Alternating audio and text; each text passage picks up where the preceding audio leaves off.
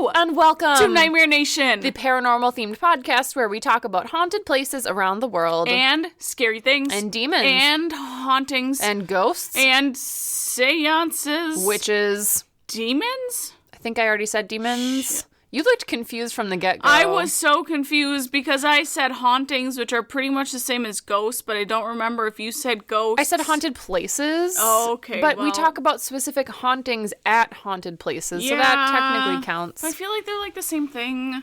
I was also kind of weirded out when we started because the last time we attempted to start and you had a mouthful of beverage, I was the one that said hello, and then I'm like, wait. This isn't right. This is backwards. You always say hello. I say and welcome. I'm like, why does this all feel very surreal?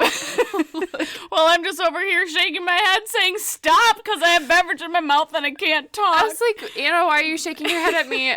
I was like, hello, thinking to myself, this doesn't feel right. And then Anna's shaking her head, and I'm like, what's happening right now?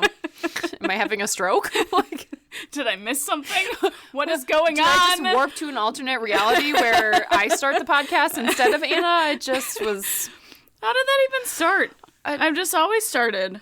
I don't know. I feel like we didn't start it until like episode 25, and when we finally got into a rhythm of like how we podcast. Like, I'm gonna have to go back and listen now because I don't think we had like a set, like, sequence. This is what we're gonna do now. Yeah, no, it's just all very loosey-goosey.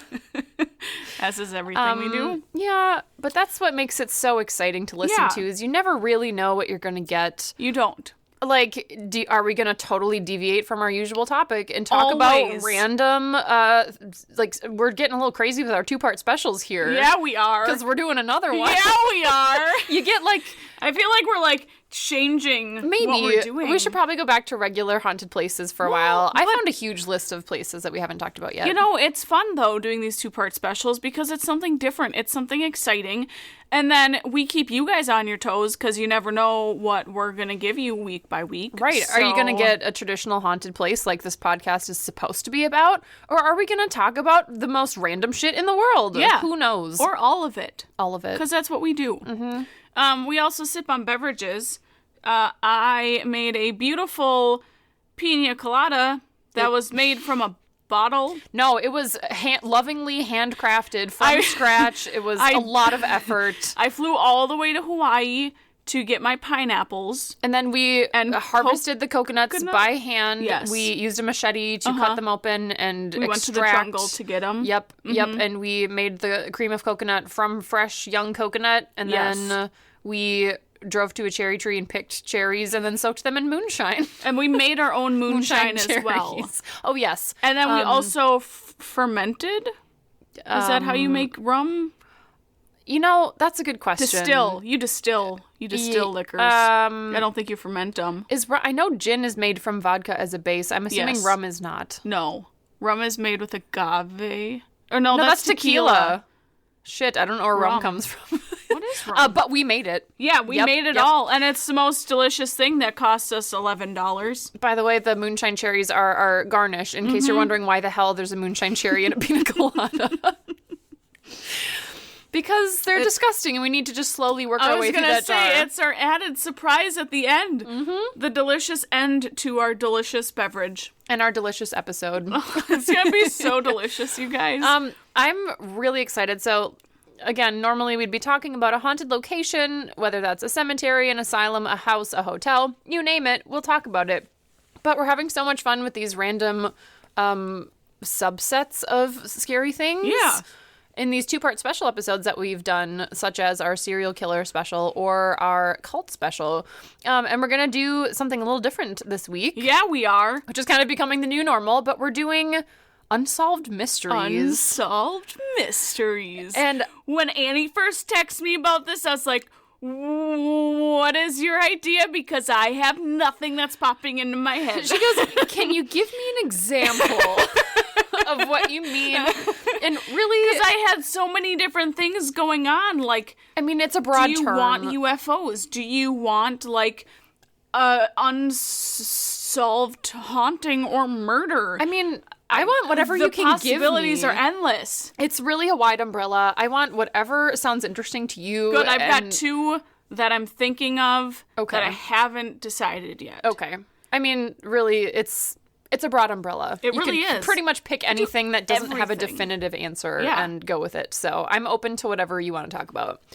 I basically had something in mind that I wanted to talk about already. I love this story so much. And I was like, I really want to talk about this. I'm like, we could do an Unsolved Mystery special. And I was basically just trying to fit my story into that mold because I was like, I really just want to talk about this. Like when you get really jazzed about a topic, I was like, I'm so excited to record it. Can I do a conspiracy? Yes. I feel like that should be a different special, though. That we could totally do a 2-part conspiracy special. Oh my god, I've got so many I conspiracies. know you do. Are you sure you'd be ready for it? I feel like you'd have to mentally prepare yourself because you're not a Yes. very big conspiracy theorist. No, I'm not. You gotta let me get in the mindset and just like really mentally prepare and like really zen myself out and just know that like I don't have to accept what I'm hearing Exactly. in order to hear it, and that's okay, and I'll just be fine. Okay. Yep. We'll just make sure we give you plenty of time to just... And a real strong beverage would be preferable. Okay. We'll just liquor up before we do it. We'll just bring in our bottle of wine for that Oh my god, episode. no, never again. Christ on a cracker. That was only bad because we hadn't seen each other in like 2 weeks. And then we mixed it with a bottle of wine. I'd like to think that's the reason why, but I think we're just kind of a disaster all the time. Even if I see you like 3 days ago, we're still just as much of a mess. We just have so much to talk about. That's how you know we have like a next level friendship. Yeah. I'm so glad, by the way, this is random tangent, but I'm so glad you've discovered all the bad movies on Tubi. Oh my god, they're so bad, you guys. Oh, in case you're wondering, Jesus. So we've discussed this before, and if you're unfamiliar with what's happening right now, we like to talk about scary things that we're watching recently. And when you've completely exhausted the pool of like decent, plausible, actually watchable horror movies, you have to resort to ones that are just so bad that they're funny. And the app Tubi We found a perfect app. has the best collection of want to be taken seriously but could not possibly be taken seriously horror movies in the world. Terrible. They're so terrible in the best God. way. Anna, tell me about the one you watched recently. You guys. What's it called? So, after we hung out with Annie and Anders last weekend, we decided to search what Tubi had to offer. We found Evil Bong. Yep. Not just Evil Bong 2, Evil Bong 3, Evil Bong 420. Uh-oh. Evil really? Bong 5 had a fun name, and then Ben said something about Evil Bong 666. oh, good. There's 6 of them, you guys. That's 6 too many. And Yes. I'm pretty sure Ben said something about Evil Bong versus the Ginger Dead Man. Yeah, there's that one. What? Because then there's the Ginger Dead Man. Ginger Dead Man. They have their own series, and it's the creepiest little like gross gingerbread man possible. And then they did like a crossover. Yeah. Oh my god, I cannot wait to watch this It's movie. really great. So, the premise of the Evil Bong in the first one, we didn't finish watching the first one because it's just so terrible. These guys get this giant fucking bong that essentially looks like a hookah. And when you smoke it, it like comes to life. And then if you say anything bad about it, it gets pissy. And it called this one girl a bitch. So it's like a cross between like a genie and a Ouija board. Yeah. Cool. Essentially. All right, So, I can dig that. If you ever are mean to said bong while you are sleeping or after you have smoked it, it sucks you in to the bong. And inside the bong is a strip club. What? And you're stuck in the bong in this strip club. But then I was gonna say, I feel like most people would find that to be like a happy experience. But wait. Okay. Because a stripper comes over and her bra isn't a normal bra. Okay. She has, the first time she comes and kills one of them, she had skulls attached. Oh. And while she's dancing on this guy, she gets all nice and close up to his neck with her boobs, and then the fucking skull comes to life and eats his neck. Oh, wow, that's a great mental image. Yep. And then the next one she's wearing is a shark. Oh. And then the shark bites his neck. So her boobs manifest random faces that eat people. Well, no, it's her bra. Her bra okay. have like, they have actual like figurines of sharks. What? Who wrote this stuff? That's what Ben and I were saying. We're like, one, the people who wrote this were probably high, and were also probably supposed to be high while watching this. Sure. I mean, if you were high and watching it, I'm sure it was probably totally perfectly sensible. Super good. Like that vaguely reminds me a little bit. I don't know, you were describing the way the stripper was going to come over wearing something weird and kill someone, and it made me think of the weird, like, sex demon from American Horror Story Season 5. I haven't watched that one. Graphic content warning. She essentially wears this giant, whatever the fuck this thing is, wears this giant fucking spear of a dildo. It essentially stabs you up the butt to death with this giant drill dildo thing. And I'm starting to see, and I'm an American Horror Story fan. Yeah. I'm starting to watch this season, and I'm like, what is going on? Well, I'm just kind of like, I don't know if I can watch this season. I gotta find you a picture of this thing. Did you finish the season? I did not. Oh, okay. Oh yeah, the addiction demon. The addiction demon. Oh. Yeah. Oh yeah, that thing.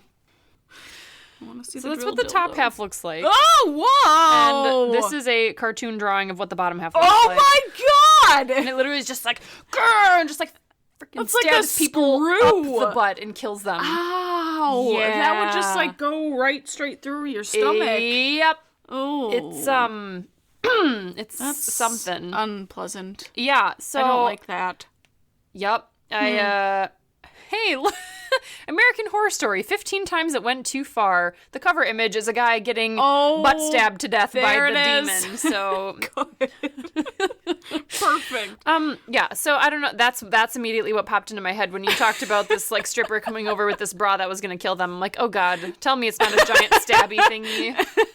So she would have just bitten off their dicks. Yeah. Like funny. Vagina dentata. Another great movie. Teeth.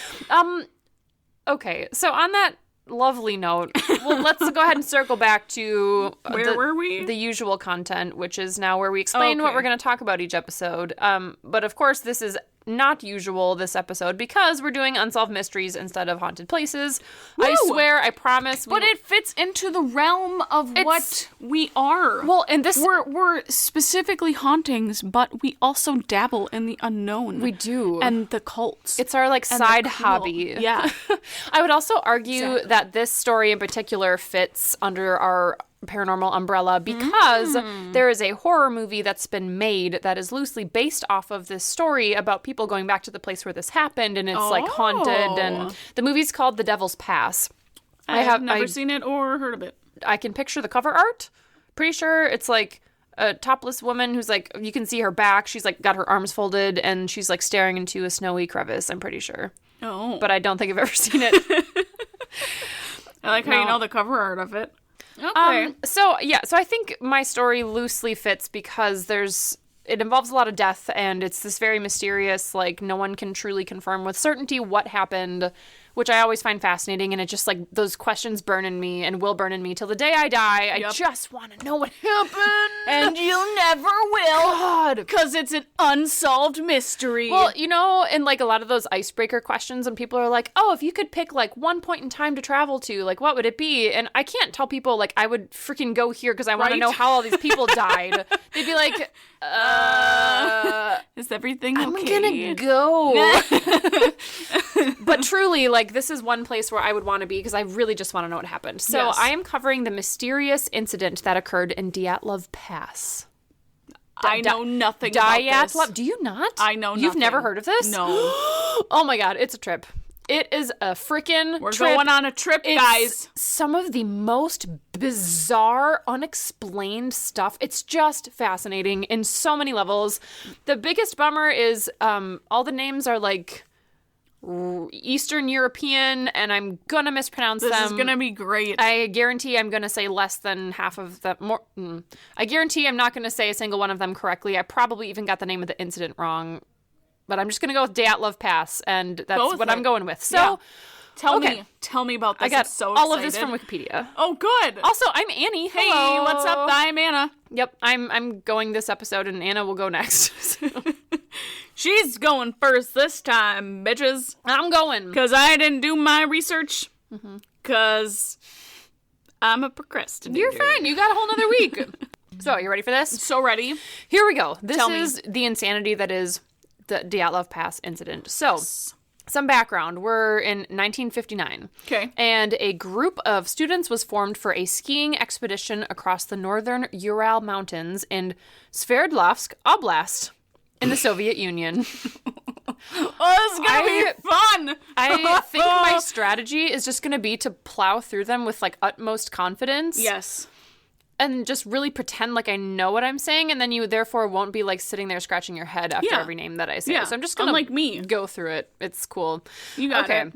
So, Igor Dyatlov, a 23-year-old radio engineering student at the Ural Polytechnical Institute. Please hold. Yes, ma'am. What is a radio engineer? You know, I don't know. It's 1959, so I'm assuming radio technology was still kind of like being developed at that. I mean, obviously it was around. Okay. Obviously it was actually. When was radio invented? I don't know. No, I feel like I need to Google that before I make a fool of myself. Sorry. Please hold. I suppose that makes sense, how to build towers and engineer the wavelengths of radio stations. Okay, so radios have been around since the mid 1890s. But I'm assuming they weren't really developed for, like, home use for a while. They were still, it was still interesting enough, and that they needed engineers to design them, I guess. That makes sense. That's my guess. I'm probably wrong, but I don't care at this point. Yep. Okay. Okay. So, radio engineering student. Got it. So he was the lead. Igor Dyatlov was the leader who assembled a group of 9 others for the trip, most of whom were fellow students and peers at the university. Each member of the group, which consisted of 8 men and 2 women, was an experienced Grade 2 hiker with ski tour experience, and they all would be receiving Grade 3 certification upon their return from this trip. So, at the time, that essentially was the highest certification available within the Soviet Union and requires candidates to traverse 190 miles of trails. Oh, damn. So essentially, these people are all very, very experienced outdoorsy, hiking, skiing, winter. It's very cold there, lots of snow. They know what they're doing. Yeah. So basically, they were all going to get that, like, highest certification upon their return because enough miles would have been accrued from their travels. So the route was designed by Dyatlov's group to reach the far northern regions of Sverdlovsk Oblast and the upper streams of the Lazva River, and was estimated as a Category 3, which is the most difficult, like, category of trail that you can traverse at the time. So very, very difficult trail, but these are all very experienced skiers, hikers, and I'm sure that they were all, like, looking forward to a challenge. So the group arrived by train at Ivdel, a town at the center of the northern province of Sverdlovsk Oblast. I really enjoy this. God, how many times did I write this down? In the early morning hours of January 25th, 1959. Okay, so it's like middle of the winter. They've got all these young, like, very physically fit, excited college students who are all in their early 20s. They're all, like, super outdoorsy experienced. They're excited. They're planning this very long trip that was supposed to essentially take, like, about 2 weeks to complete. So they took a truck to Vizhai, a village that is the last inhabited settlement to the north of wherever they took the train to.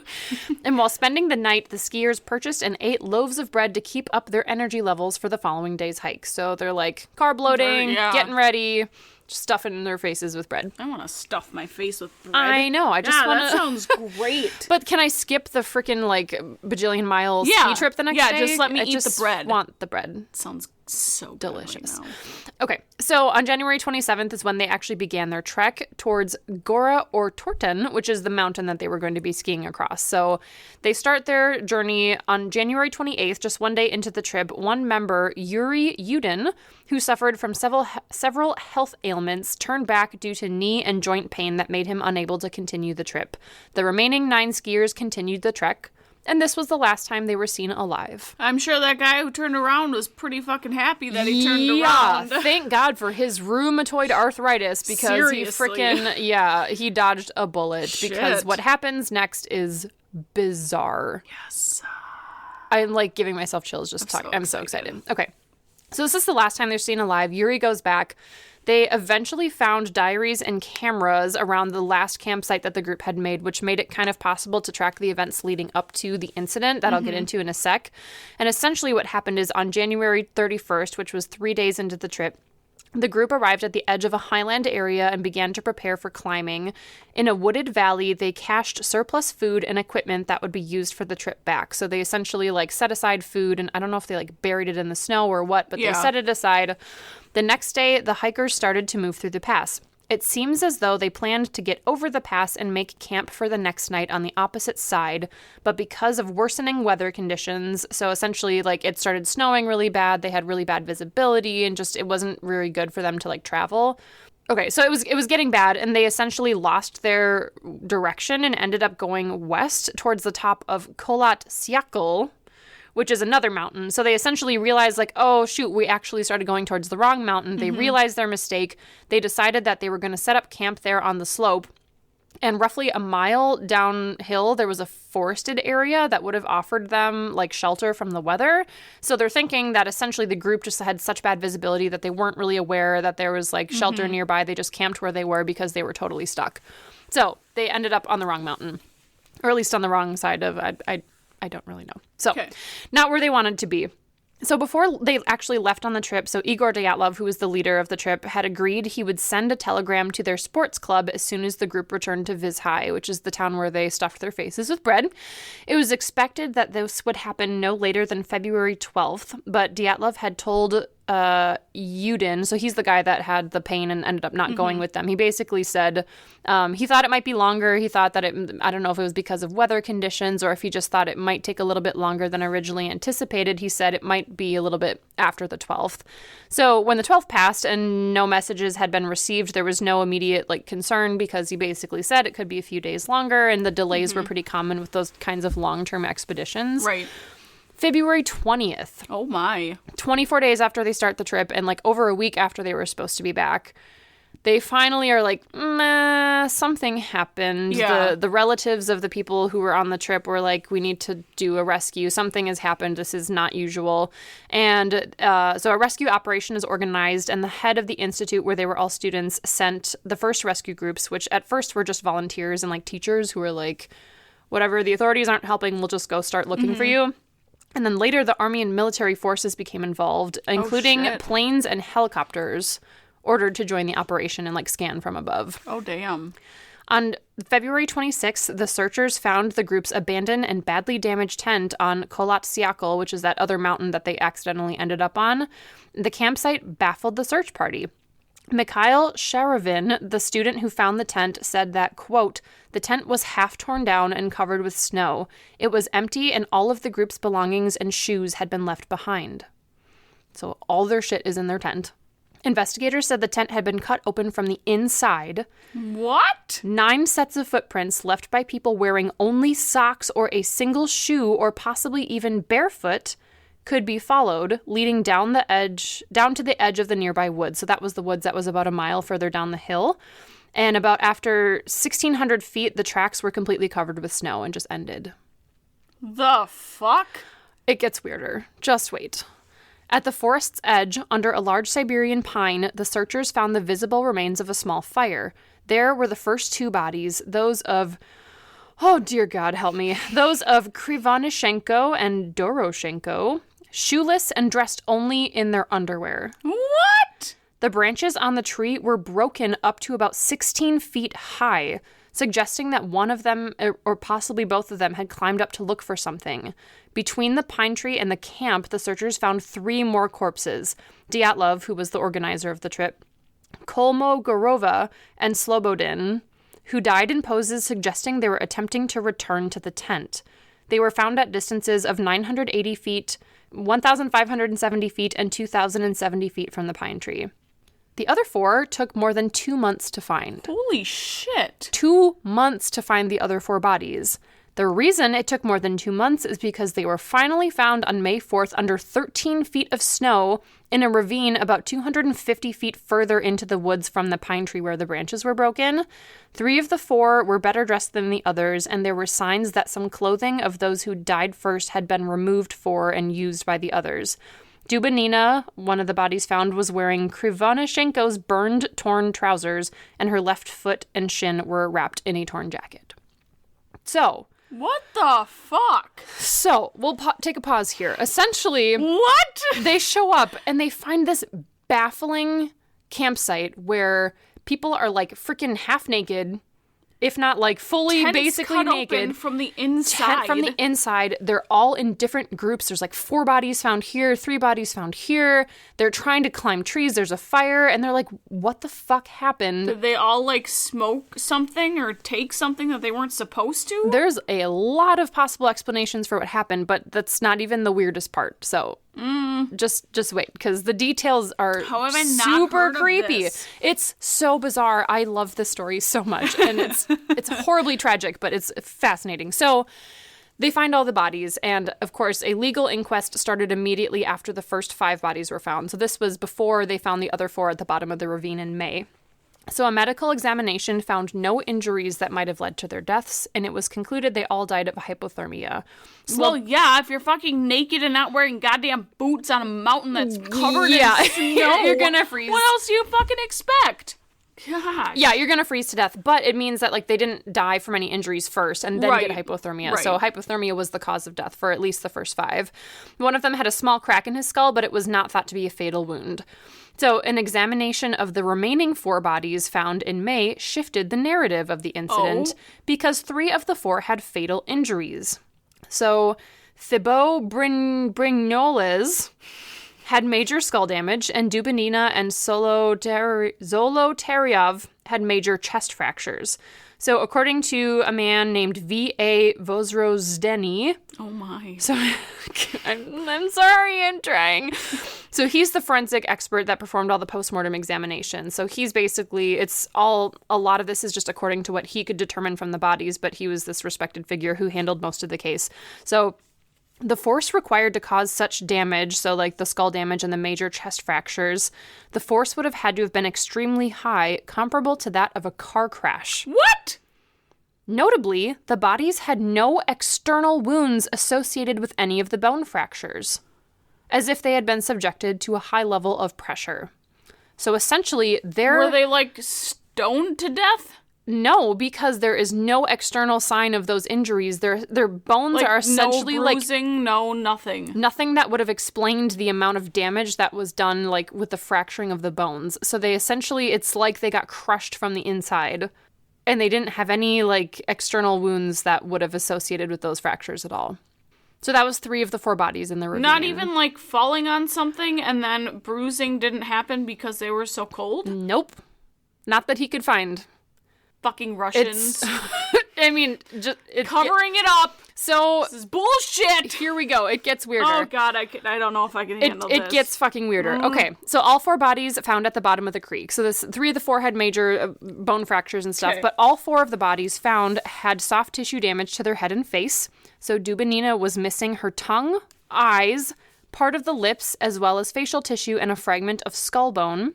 While Zolotaryov had his eyeballs missing, and Alexander Kolevatov was missing his eyebrows.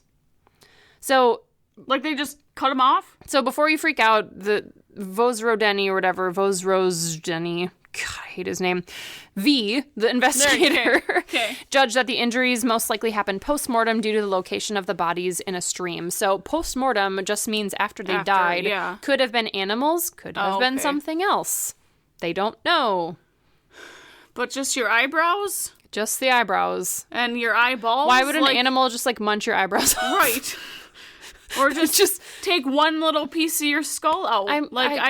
No. I have no idea what kind of wildlife lives in this area, but I don't...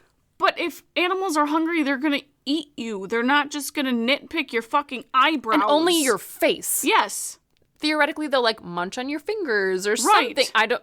Again, I'm totally blowing air out of my ass here. I don't know how animals munch on dead bodies, but it's very strange. I don't think they just munch on your face. Maybe and to not. be able to get the eyeballs out, I don't think so. Mm-hmm. They have to have, like, some sharp tongue. And to just get the tongue out? Yeah. To, like, no. Like, an animal's gonna, like, open your mouth and bite your tongue off and then leave. No. Yeah, I know. That's it's bullshit. Really fucking bizarre. That's bullshit. So... because of the nature of those postmortem injuries, there was initially some speculation that the indigenous Mansi people, who are reindeer herders local to the area, had possibly attacked and murdered the group for encroaching upon their lands. But they did a very thorough investigation. They interrogated a lot of people, and basically they concluded that none of the nature of the deaths really supported the hypothesis that the Mansi people would have done it, and mostly because only the hikers' footprints were visible. There was no sign of any struggle. There was no other sets of footprints that they couldn't explain. It just didn't seem like it was likely that other people were involved. Mm-hmm. So that theory got discredited right away. What was also really strange was, of course, although the temperatures had been very low, so at the time it would have been between -13 and -22 degrees Fahrenheit, That's which is really fucking freaking cold. Jesus. And a storm blowing around. Of course, it's strange that they were all only partially dressed. So some were wearing only one shoe, others only had socks, some were found wrapped in snips of ripped clothes that seemed to have been cut from those who were already dead. Oh. So, all in all, the details of the investigation concluded the following. 1, 6 of the group members died of hypothermia and 3 died from fatal injuries. 2, there were no indications of other people nearby on the mountain apart from the 9 travelers, so they were fairly positive these people would have been alone and not encountered any of the native people. The tent was ripped open from within. The victims had died 6 to 8 hours after their last meal, so sometime during the night, most likely. If they had eaten dinner at a normal time, then they would have died during the middle of the night. Traces from the camp showed that all of the group members left the campsite of their own accord on foot. They were not forced in any way. They all left on foot. None of them were wearing their skis. They all just left. Some levels of radiation were found on one victim's clothing. Aliens. Fucking aliens. Although that fact is sort of weirdly disputed. I guess there's some question as to whether or not that's an authentic record from the investigation, but it popped up. But that's the only thing that would make sense. Yeah, unless there's radiation in the mountain or Russia's hiding some underground something. So there's some theories I'll get to in a minute here. So yes. Okay. So they also further disprove the theory about the native people attacking, because the fractures and injuries on them were basically internal only, and there was no external signs of injury. It seemed really unlikely that would have come from an attack. Released documents contained no information about the condition of the skiers' internal organs. Of course not. And there were no survivors. Everyone died. So, like you said, Yuri, right, whatever, was holy shit, I'm so glad I had health issues and turned back. Seriously. So, at the time the investigation concluded, the official record said that the group members died because of a, quote, compelling natural force. The fuck is a compelling natural force? That's essentially, we have no fucking clue what happened. Some random force of the earth, nature, something killed them, and we don't know what it is, and we don't know what else to call it. Just say, we don't know how they died. Basically. So the inquest officially ceased in May of 1959 as a result of the absence of a guilty party. So essentially because they could confirm that no one had caused this to happen. Right. They didn't need to continue with an investigation. They just closed it. And all of the files were sent to a secret archive. Oh, secret archive. Mm-hmm. Mm-hmm. Mm. Okay. Maybe it was actually Yuri who came back and followed him. That son of a bitch! And killed him. With his wizard magic. Yeah. Damn Yuri. Yep. Poor guy. He probably feels so shitty that he's the only survivor. Poor buddy. Right? Okay, so now we're going to get into some possible explanations for what happened. Conspiracies! The theories are so varied, and I have a number of them, because basically everything from an avalanche to the Yeti has been considered. It's not a fucking avalanche. Could be an avalanche. Okay, could be. So here's the evidence for the avalanche. Yeah, okay. So the general explanation for avalanche, which is generally believed to be the most reasonable explanation. Yeah. So what I'm quoting here is outlined by an author named Benjamin Radford. So the explanation is that, quote, the group woke up in a panic and cut their way out of the tent either because an avalanche had covered the entrance or because they were scared that an avalanche was imminent and it was better to have a potentially repairable slit in a tent than risk being buried alive under tons of snow, which makes sense. Yeah.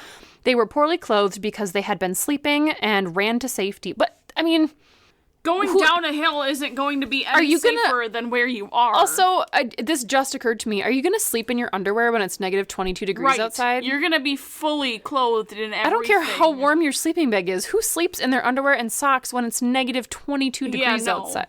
Okay. And not wearing socks? Yeah, okay. It's weird. Okay, but he says they were poorly clothed because they had been sleeping, ran to safety of the nearby woods where the trees would help slow the oncoming snow. In the darkness of night, they got separated into 2 or 3 groups. One group made a fire, hence the burned hands. Oh. That detail wasn't in the investigation that I could find. I guess someone had burned hands. Okay. While the others tried to return to the tent to recover their clothing since the danger had passed. But it was too cold. They all froze to death before they could locate their tent in the darkness. At some point, some of the clothes may have been recovered or swapped from the dead, but at any rate, the group of 4 whose bodies were most severely damaged were caught in an avalanche and buried under about 4 meters or 13 feet of snow, which is more than enough to account for the compelling natural force the medical examiner described. Dubinina's tongue and face was likely removed by scavengers and ordinary predation by wild animals. So...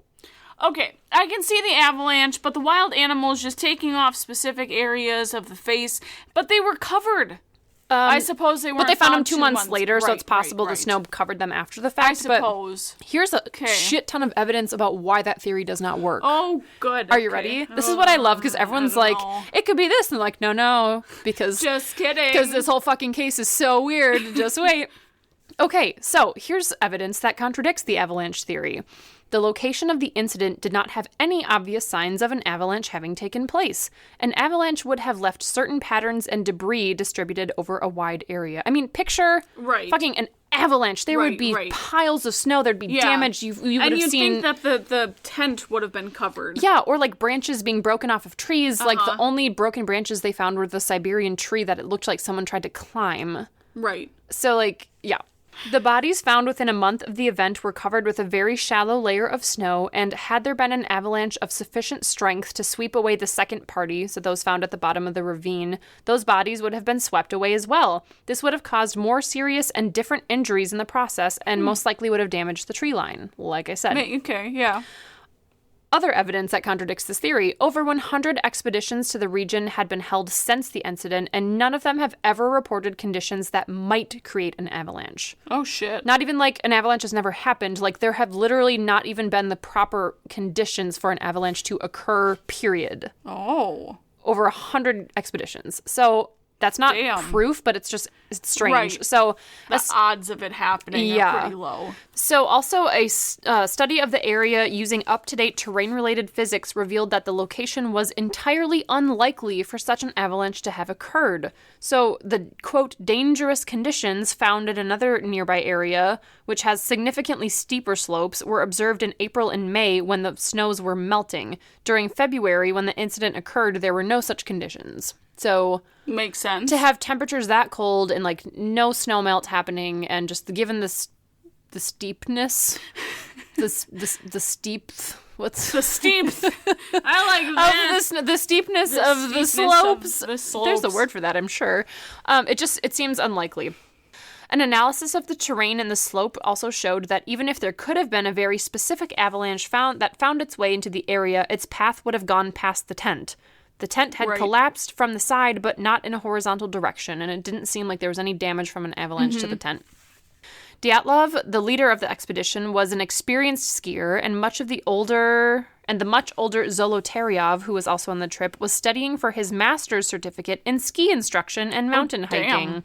So it seems unlikely that either of these two who were in the group would have been likely to camp anywhere near the path of a potential avalanche. Right. Just doesn't seem like it would doesn't make sense. Yeah, it doesn't make sense. Although if there was limited visibility and it was snowing and the weather was getting really bad, maybe they just said like, fuck it, we just need to camp somewhere. But either way, it's strange.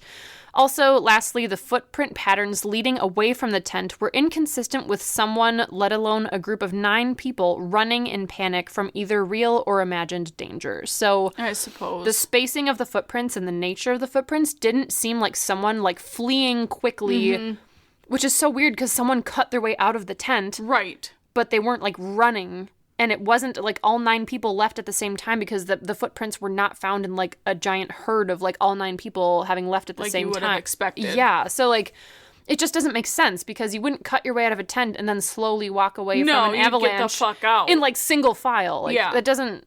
It's just so weird. Huh. Yeah, so all of the footprints leading away from the tent and towards the woods were consistent with individuals walking at a normal pace. which is quite possibly the most disturbing detail of this entire thing. Very much so. Because they're all fucking walking calmly away from the tent, unclothed, in the middle of the night for no reason. And it's freezing. It's freezing. It's so creepy. That doesn't make any sense. So, another theory about what happened is something called a katabatic wind. I don't know what the fuck that is. I will tell you. Oh, good. So in 2019, a Swedish-Russian expedition that was made to the site, and after investigations, they proposed that a violent katabatic wind is a likely explanation for the incident.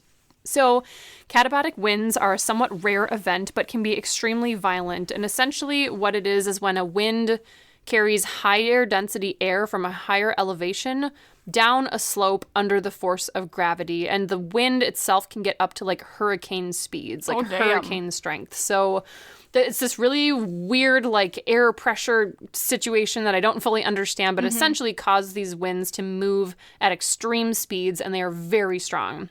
So you're essentially having like a hurricane on a mountain, which is so... Okay, but then how would the tent survive? So, yeah. I'll finish reading this and see if I answer your question. So basically, a katabatic wind was implicated in a separate 1978 case at Anaris Mountain in Sweden, where 8 hikers were killed and 1 was seriously injured in the aftermath of the wind. The topography of these locations were noted to be very similar to the Dyatlov Pass, according to the expedition. So, a sudden katabatic wind would have made it impossible to remain in the tent, and the most rational course of action would be for the hikers to cover the tent with snow and seek shelter among the tree line. On top of the tent, there was also a torch left turned on, possibly left there intentionally so the hikers could find their way back to the tent once the wind subsided. The expedition proposed that the group of hikers constructed 2 bivouac shelters. I didn't Google that. I have no idea what that means. One of which collapsed, leaving 4 of the hikers buried with the violent injuries observed. So they essentially made these makeshift shelters, like, towards the woods. One of them collapsed and gave them the weird, like, fractures. But that doesn't seem plausible to me. Especially if they didn't find any evidence of a shelter. Because if there's such strong winds, how did their tent survive? Yeah. And why were they walking, well, I suppose walking slowly to make sure you don't fall. Because if you'd be running away from a violent wind, it would, like, pick you up and carry you away, potentially. Okay, so essentially that shelter is just, like, improvised campsite. It's possible that the wind, like, destroyed it and, like, moved rocks around so that they weren't able to tell that a makeshift shelter had been placed there, but... But then what would have crushed them? I don't know. I don't know. That one's weird to me. But that also just the whole concept of the katabatic wind is scary. Just like these random gale force winds that just come barreling down the side of a mountain and like blow shit over is just terrifying. No, thank you. So yeah, I'm not sure about that one. There's another theory called infrasound, which is another hypothesis which was popularized by Donnie Achar's 2013 book Dead Mountain. And her theory is that the wind going around the mountain created a Kármán vortex street, which can produce infrasound capable of inducing panic attacks in humans. According to her theory, the infrasound... Donnie, that's probably a guy, isn't it? According to his theory, the infrasound generated by the wind as it passed over the top of the mountain was responsible for causing physical discomfort and mental distress in the hikers. He claims that because of their panic, the hikers were driven to leave the tent by whatever means necessary and fled down the slope. But again, they were walking. Right. So it's weird. By the time they were further down the hill, they would have been out of the infrasound's path and would have regained their composure, but in the darkness would be unable to return to their shelter.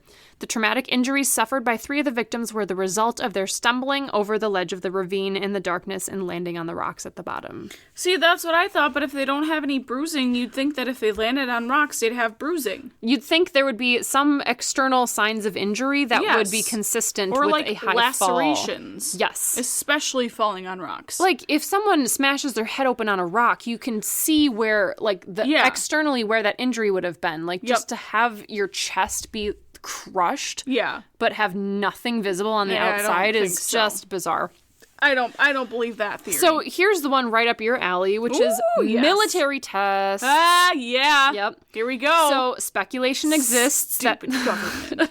Speculation exists that the campsite fell within the path of a Soviet parachute mine exercise. Oh. This theory alleges that the hikers, woken by loud explosions, fled the tent in a shoeless panic and found themselves unable to return for supply retrieval. But they didn't flee. I know, the whole thing, like, there is no one theory that fits everything, and that's why it's so fascinating, because certain theories explain some of the evidence, but nothing explains all of the evidence. Yeah. It's so weird. I have no idea what it was. Like, I don't know. So, this theory alleges that, woken by loud explosions, they essentially fled the tent, found themselves unable to return. After some members froze to death attempting to endure the bombardment, others commandeered their clothing only to be fatally injured by the subsequent parachute mine concussions. So, there are indeed records of parachute mines being tested by the Soviet military in the area around the time the hikers were there. So how parachute mines work is they detonate while still in the air rather than upon striking the Earth's surface, and they produce signature injuries similar to those experienced by the hikers, which is heavy internal damage with comparably less external trauma. So these like concussive blasts essentially crush or leave internal injuries that aren't as visible on the outside of the body. The theory coincides with reported sightings of glowing orange orbs floating or falling in the sky within the general vicinity of the hikers and allegedly photographed by them, potentially military aircraft or descending parachute mines. Okay, well, that could make sense. Yep, it's sort of fits other than the fact that they were walking away from the tent, which is the freaking one piece of evidence that freaking makes none of these make sense at all. I mean, the only thing that I could think of is if it was snowing and some of the prints got covered up. Yeah, or potentially if it was dark and snowing really heavily, they maybe weren't running because they couldn't see where they were going. Right. So I could see that. Yeah. So this theory... And they had to be careful. Right. This theory, among others, uses scavenging animals to explain the kind of external soft tissue damage that they saw on a couple of the hikers, and some speculate that the bodies were unnaturally manipulated due to characteristic livor mortis markings discovered during an autopsy, as well as burns to hair and skin. So essentially, they think it's like a cover-up by the investigation. And I guess livor mortis is like blood pooling. Okay. Not unlike rigor mortis, which is just like your limbs stiffening up. This, I guess, is like a postmortem pooling of blood, I think, if I'm remembering correctly. So photographs of the tent allegedly show that it was erected incorrectly, which is something that, of course, they being experienced hikers would not have done. Right. So I don't know how true that is, but people are like, oh, the tent looked like it was set up wrong. Like, they wouldn't have done that. So, well, and especially if you're cutting yourself out of the tent, it's not going to stay up. Yeah. Depending on the type of tent that they have. But I think they're saying that, like, maybe the people who were, like, covering it up set up the tent and cut the tent themselves to make it look like they were running away from something. Okay. So it's very much a cover-up conspiracy type thing. So a similar theory alleges that the testing of radiological weapons is partly based on the discovery of radioactivity on some of the clothing, as well as the bodies being described by relatives as having orange skin and gray hair. However, radioactive dispersal would have affected all of the hikers, not just some of them. Mm-hmm. And the skin and hair discoloration can also be explained by a natural process of mummification after 3 months of exposure, which makes complete sense. Yeah. Furthermore, the initial suppression of the files regarding the group's disappearance by the Soviet authorities is sometimes mentioned as evidence of a cover-up, but the concealment of the information regarding domestic incidents was standard procedure in the USSR, so not really out of place. Like, basically, they just didn't release those files to the public for, like, most things. So it wasn't like it was specifically for this case. They didn't release it. It just was kind of general procedure. Also, by the late 80s, all of the Dyatlov files had been released in some manner. So it seems unlikely that there was some sort of cover-up unless there truly were secret documents that no one knows about and is literally just being kept secret by, like, the handful of people that handled them. I don't know. Probably. Yeah. That seems most likely. One more interesting theory is that of paradoxical undressing. Oh, yeah? Let me tell you about it. Ooh. So the International Science Times posited that the hikers' deaths were caused by hypothermia, which can induce a behavior known as paradoxical undressing, in which hypothermic subjects remove their clothes in response to perceived feelings of burning warmth. Okay. So they're essentially so cold and starting to freeze to death that they feel that like tingly kind of warm burning sensation, and they're like, "Oh my god, so hot!" And they rip their clothes off, which is the opposite of what you want to do. So that's why it's called paradoxical. It is undisputed that 6 of the 9 died of hypothermia. However, others in the group appear to have acquired additional clothing, right? Like they took it from people who had already died. So at least some of them were sound enough of mind to try to add layers. So it doesn't explain all of the deaths. It potentially explains some of the weird behavior of a few of them, but it doesn't really cover the whole thing. Right. So what... I did not know about this until I looked up this event again, because I've known about this for years. I've been fascinated by it. But in February 2019... What? Russian authorities reopened the investigation. Oh, shit. Yeah. So they were like, we need to not just say it was compelling natural force. That's not going to cut it. So, because like there have been documentaries, there's books written about it, there's movies. It's this strange, fascinating case. So they reopen, but they only considered 3 possible explanations. So they were considering an avalanche, a snow slab avalanche, which I don't really know how that differs from a regular one, or a hurricane, which is kind of like the catabolic wind. Yeah. So on July 11th, 2020. Oh, that was just summer. I know. Neat. Andrei Kuryakov, deputy of the Urals Federal District Directorate of the Prosecutor General's Office. Oh my goodness. Whatever the hell that means. All right. They officially announced an avalanche to be the official cause of death for the Dyatlov group in 1959. So...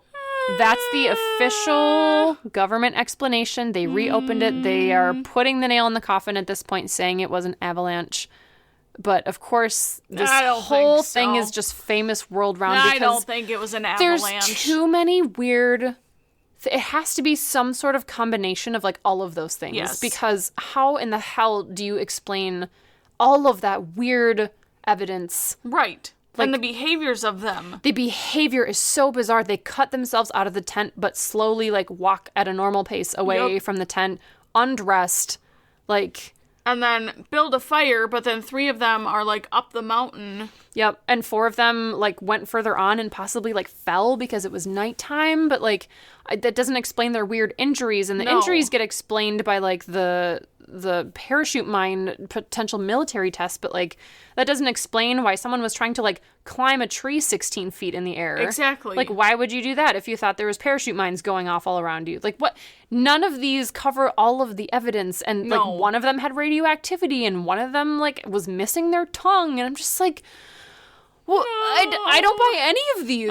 It's so bizarre. It's aliens. Fucking aliens. Probably. They got probed. Yep. They got probed. They did. The aliens borrowed their tongue and eyeballs for an experiment. Because it's Russia. It's Russia. They probably have things hiding there. We all know that's where aliens live. Let's be real. So. Russia has some sort of tie with aliens, okay? They have to. They do. They do. So, yeah. I don't like that. Isn't it fascinating? It makes me so uncomfortable. It's just, and all 9 of them died. Not a single person lived. I just can't imagine what that Yuri guy must feel. Right? And to know... He must be fucking elated that he didn't die. Oh my god, but to know that, like, all of his friends died, and, like, he could have been one of them, and just, I want to talk to the ghost of one of them and be like, tell me what happened. I just want to know, like, for sure, because I don't buy any single one of these explanations. Not at all. And they're the only ones who know what happened. I know. And that's the part that weirds me out, is that they are literally the only ones that know. Yes, that can ever, with any Definitive. Yes, thank you. Definity is not a word.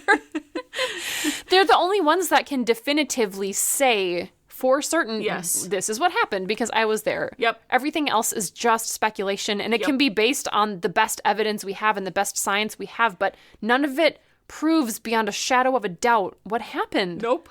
Because there's just too many different things that could have actually happened. It's just weird, and I don't like that. Yeah. That makes so me uncomfortable. It's been featured in, like, I think there was like a Polish horror game that was made based off of it. I think the movie is based off of people going back to investigate the site. So like the incident happened in the past, and then people are going back to investigate, and then stuff happens to them. And it's popular because it's one of those stories where doesn't really sit quite right, and you're never gonna know for sure what happened, and that's what like it makes it so interesting but also so frustrating. I don't like that. I know. It's so I'm gonna have a creepy. dream about that now. I know, it's the worst. So that is the mysterious incident of the Dyatlov Pass. Tell us what you think. Yeah, what do you friends, think happened? What's your theory? theories? If it's the Yeti, I'm sorry I insulted you earlier. I actually thought about that. I was like, maybe the Yeti came to get him. And you just like pluck their tongue out and their eyes out. We actually saw a really interesting horror movie about Bigfoot. Oh. That people were complaining in the reviews on IMDb. They're like, 95% of this movie takes place inside of a tent and they're just people listening for sounds or whatever, blah, blah, blah. But I actually thought it was quite effective. Like, essentially, these people are hiking and they're going, this guy's like doing a documentary project, some sort of thing about Bigfoot, and they're like hiking in the woods. And they wake up in the middle of the night and they're hearing these sounds, and they're in their tent sitting there like listening to sounds for probably like 20 minutes. And it sounds really boring, but like there's just enough pauses in between them and you can hear them like slowly getting closer. And earlier in the movie, they talk about how like the Bigfoot people communicate by using like clicks and clacking sticks together, and you hear these like sticks clacking together and they're getting closer. And I'm like, I don't know if I could watch that because I like camping too much. Really intense. I know. And I'm like, fuck. No, thank you. And they're sitting there and they're like, that was nothing, blah, blah, blah. And it's done well enough that, like, you're not just getting bored sitting there watching them listen to these sounds, because there's enough of it where you're like, that could be anything. And you're like, no, that was definitely something. But then it stops for a while. And anyway. Bigfoot, Yeti, abominable snowman. Could be any number of things that killed these hikers. Could have been. Yeah. Let us know what you think. Let us know what you think, friends. Yeah. And if you need a cocktail to sip while you mull that over. Oh, I got the cocktail for you. We got a craft cocktail cult recipe coming up. Are giving you some amaretto tonight Delicious. because this shit's fucking delicious. And it's just so sweet. Yep. And I just love good. almond. It's good. So this is an Italian sunset. So in your shaker, you're going to put 2 parts of amaretto, your favorite amaretto. You don't need to put this in a shaker, so please excuse me. Ignore that first bit. Either in a low ball or high ball glass, you're going to put 2 parts amaretto and 3 parts orange juice in your glass, and you can just give her a little stir. Add in your ice to your beverage, and then you're going to pour over a little bit of club soda over the top of that, and then you're just going to add a little dash of grenadine. It's so good. And bada bing, bada boom. It's like a tequila sunrise, Yeah, but Italian. Sunset. Did you say sunset? Yeah. Yeah, sunset. So you can have your tequila sunrise in the morning and then your Italian sunset at night. Why not wake up in the morning and grab a beverage? Yeah, I mean, if it's brunch, I feel like it's universally accepted to have alcohol with brunch. Yeah. Yeah. That's fine. Just drink from sunup till sundown. That sounds there's great. Nothing wrong with that whatsoever. Let's do it. Oh, God. Delicious. So that is your Italian sunset. Super simple, super easy. Please try it. Let us know what you think. It's quite tasty. Yeah. I really enjoy it. And if you're cool like us and have moonshine cherries to use, go ahead and throw a little moonshine cherry on top. Give a little Just extra at the end of your drink. It's to add in. Not fun. It's delicious. To eat it at the end, but it's there, so you might as well eat it. Good. Not really. You better eat it because it's alcohol. Yeah. Don't be that fucking alcohol waster. Yeah, don't be that person. Don't do it. So, friends, if you enjoyed that story, let us know what you think. Anna's gonna serve up a really awesome unsolved mystery for you next week. Yeah, I will. And then we will return to our regularly scheduled programming of haunted places. We just have so much fun with these side things. We really do. They're just the best. Just anything creepy or weird, I just want to talk about it. Uh-huh. It's just so fun. It is fun. Because then we get to learn about new things, and we get to tell you, and it just keeps our minds engaged. It does. Yep. And it's just the best. It is the best. Yeah. So if you enjoyed that, let us know what you think. If you have any recommendations for a paranormal incident or a haunted place that you'd like to hear us talk about on the podcast, send them in. Let us know. Send an email to nightmarenation19@gmail.com. Heck yeah. We also want to hear any stories of anything scary or creepy or paranormal or unexplained that may have happened to you or someone you know. And we do. want to talk about it on the podcast. Send those in at nightmarenation19@gmail.com. Yes. Or the Instagram nightmare.nation19. Or the Facebook nightmare_nation19. Wherever you social media, we're there. Whoa! Except for Twitter. Except for Twitter. Because Twitter's fucking stupid. Twitter's dumb. It's the dumbest Sorry, thing friends, ever. but we don't have it. So, No. Find us on one of our other platforms, Yes. please. Yes, we're there. And We're there also, for you. please Do not don't. hike in Dyatlov Pass. Don't do or use a Ouija board. Yeah. Don't do either of those. Because you will die in both. You might get probed by aliens. Yeah. In And one scenario. You know, we don't want you to get probed by aliens. Or in the other scenario, you may summon a demon who will possess you and destroy your life. And we don't want you possessed by a demon either. No, so both of those are less than optimal outcomes. Yes. We don't want them. So please don't do that. Yes. But you know, if you have hiked this path or decided you wanted to use a Ouija board, let us know. We sure as hell want to hear about it. Yeah. So. But don't do it again. But don't do it, stupid. Don't be dumb. I think I've told you, Anders has seen a Ouija board for sale at Barnes & Noble multiple times, and every time he's been there, it hasn't had a price tag.